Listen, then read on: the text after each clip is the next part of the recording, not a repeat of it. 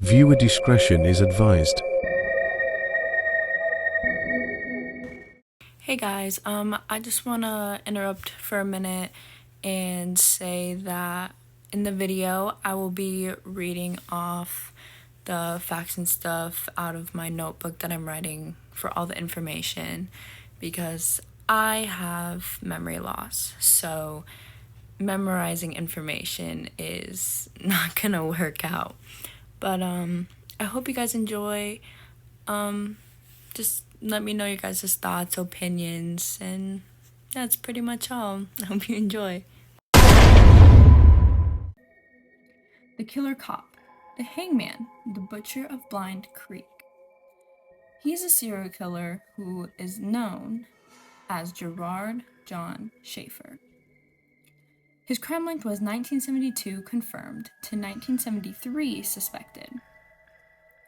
Gerard was born March 26, 1946, in Neenah, Wisconsin, to Gerard John Schaefer Sr. and Doris Marie Schaefer. His father was a traveling salesman, while his mom was a housewife. Schaefer's childhood was worded troubled and turbulent due to frequent moving and his father being an alcoholic, on top of being verbally abusive towards him, his mother, and his two siblings. Schaefer had a difficult relationship with his father, being belittled and believing that he favored his sister. In his adolescent years, Schaefer's interests were guns, hunting, and fishing. He would occasionally do this with his father when he'd be home. Schaefer went to school at St. Thomas High School. His classmates recall him not being in any type of clique. He tended to pursue his interests alone, leading people to view him as an outdoor man who held aspirations of becoming a forest ranger. In late teen years, Schaefer developed erotic fantasies of hurting women who he deemed worthy of his concept. These fantasies gradually evolved into penchant for sadism and masochism, and also bondage. He also became a peeping Tom in mid-teen years and was known to have developed the habit of cross-dressing. Classmates viewed Schaefer with despise, while his teachers considered him a promising student. He graduated June 1964 and enrolled in Broward Community College and then Florida Atlantic University in 1968. In December of 1968, Schaefer married Martha Fogg, who he had met at Broward. They soon divorced in May of 1970 due to his high demands for sex and spending most of his free time hunting.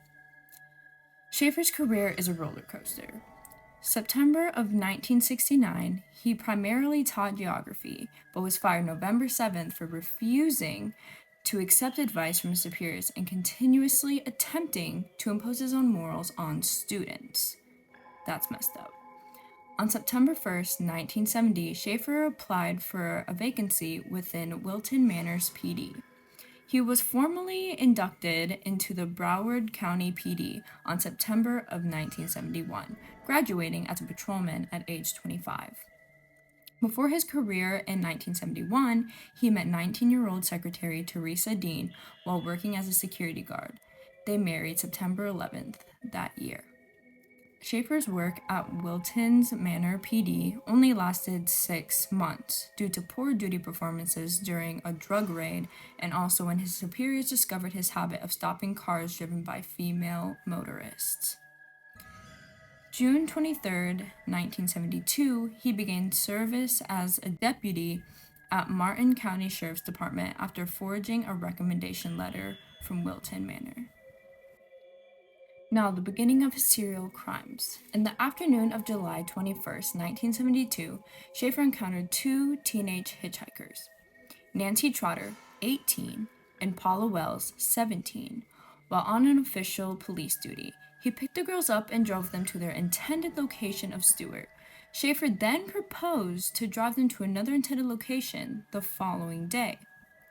The next day, they met up, only this time he wasn't wearing his uniform and he was driving his own vehicle. Shortly after the girls got in, Schaefer deviated from the intended route on the pretext of showing the girls an old Spanish fort near Hutchinson Island. En route, he briefly lectured them against accepting rides from strangers and the dangers of being sold into white slavery before stopping the vehicle close to a shed deep inside a remote forest, where he then handcuffed and gagged the two girls.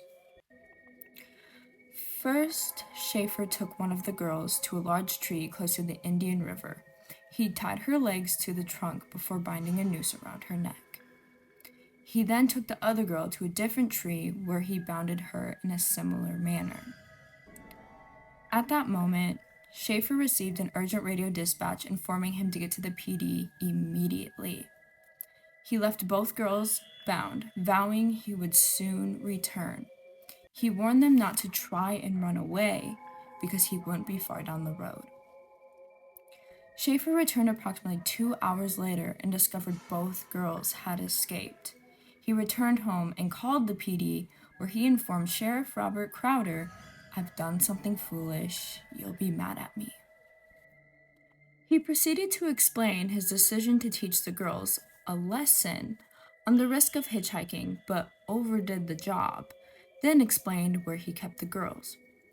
Crowder and Lieutenant Melvin Waldron proceeded to Florida State Road A1A, where close by the highway they discovered Nancy, partially gagged with her hands behind her back, swimming via flutter kick in a subtropical river. She was later informed Paula was discovered by a truck driver staggering in the woodlands and that she was already at the police station. Upon the girl's confession, Schaefer was dismissed from the force and was arrested with false imprisonment and aggravated assault. 2 weeks after Schaefer's arrest, he posted a $15,000 bail. He remained at liberty prior to a scheduled trial in November of 1972. His murders.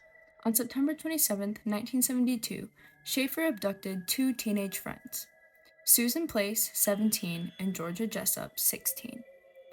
The girls encountered Schaefer while all three attended an adult education center in Fort Lauderdale.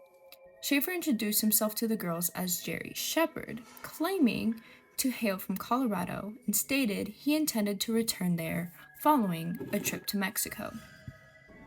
On the afternoon of their disappearance, Susan's mother, Lucille, arrived home to find her daughter straightening up her room, as Georgia sat upon a chair in the bedroom. They both introduced Lucille to Jerry. Susan initially informed her mother that she, Georgia, and Jerry intended to travel from Fort Lauderdale to the beach and play guitar.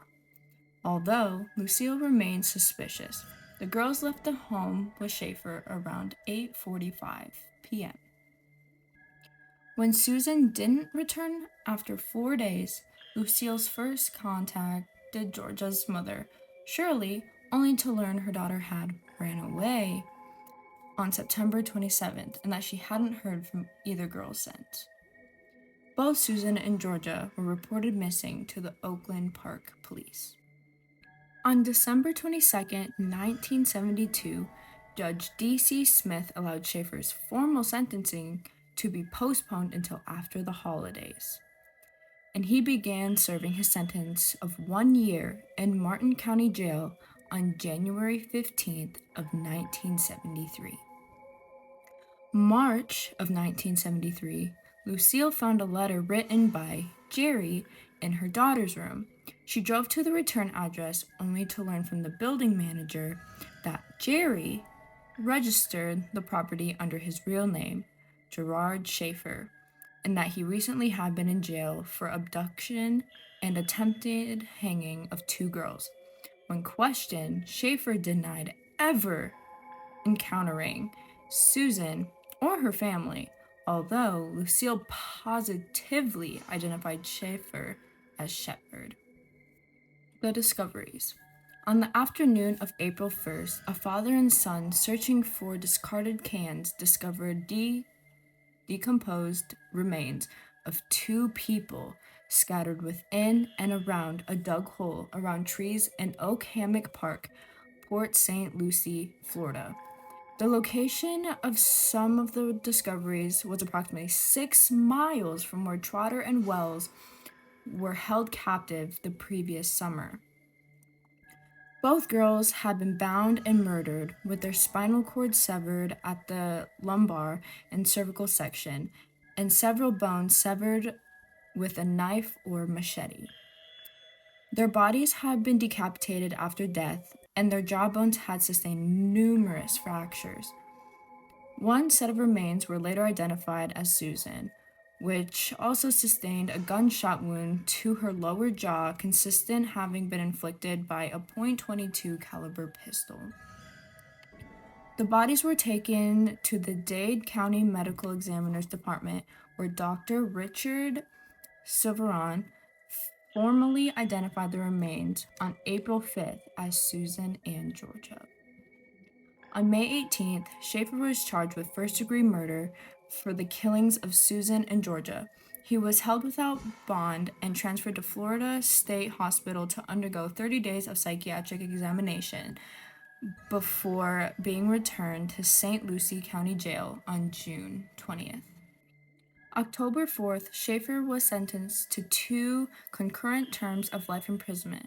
He appealed his sentence, but it was rejected in June of 1974. On December 3rd, 1995, Schaefer was stabbed to death on the floor of his cell. He had been stabbed over 40 times in the face, head, neck, and body.